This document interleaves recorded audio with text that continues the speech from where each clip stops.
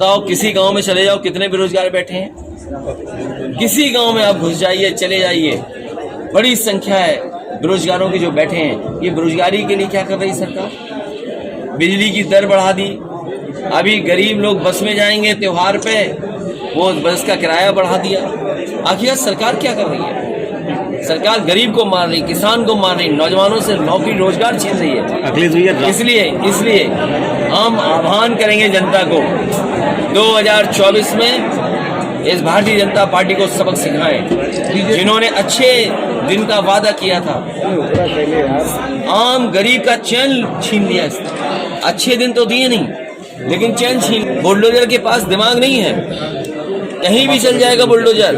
अभी सुना था मैंने कि अमेठी में भी बुलडोजर चला था। वो लोग जो बीजेपी को वोट डाल के आए थे, वो सड़कों पे खड़े थे बुलडोजर के खिलाफ। इस देश को कानून और संविधान से चलना चाहिए। कानून और संविधान हमें बचाता है, गरीब की हमारी मदद क्या करता है। ये बाबा साहब भीमराव अम्बेडकर जी का संविधान नहीं मानते हैं, ये दूसरा संविधान चला रहे हैं, पता नहीं कौन सा संविधान है इनका। और फिर विधानसभा में मुख्यमंत्री जी का ये कहना कि समाजवाद, ये मुख्यमंत्री जी को जानकारी नहीं किसी बात की। ये संविधान तो पढ़े ही नहीं है। अगर संविधान पढ़े होते तो प्रेमबल पढ़ते, तो उसमें समाजवादी शब्द है। और समाजवाद के बिना लोकतंत्र, और बिना लोकतंत्र के हुए सेकुलरिज्म, ये कैसे संभव है? हमारा देश सेकुलर हो, सोशलिस्ट हो, डेमोक्रेटिक हो, ये हमारी जनता और बाबा साहब ने और आजादी के समय लोगों ने तय किया है। ये बीजेपी के लोगों को पता ही नहीं है समाजवाद क्या है। इन्हें खुद का नहीं पता है, क्योंकि ये जान ही नहीं रहे महंगाई कितनी बढ़ गई है। और सड़कों पर सांड अभी भी घूम रहे हैं। ये जो 40 लाख करोड़ का सपना दिखा रहे हैं, 35 लाख करोड़ का, आपसे बेहतर कौन जानेगा। यही सब इंडस्ट्रियल एरिया है। मुसाफिर खाना, जगदीशपुर, रायबरेली। एक जमाने में कभी सहूलियत दी गई होगी, और सहूलियत की वजह से लोगों ने कारखाने उद्योग लगाए, लेकिन सरकारें बदल गई।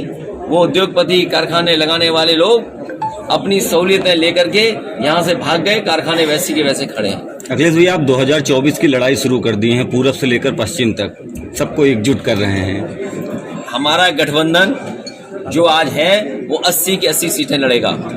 और मैं अमेठी की जनता से कहूंगा कि सिलेंडर वाली सांसद को जरूर हराना। बीजेपी का रामचरितमानस को लेकर जिस तरीके से विवाद हो रहा है, 3-3 हजार प्रतियां बिक जा रही हैं। मैं आपसे कहना चाहता हूं, पत्रकार साथियों, मैंने सदन में भी कहा, हम समाजवादी लोग रामचरितमानस के खिलाफ नहीं हैं, लेकिन कुछ चीजों पर सवाल है।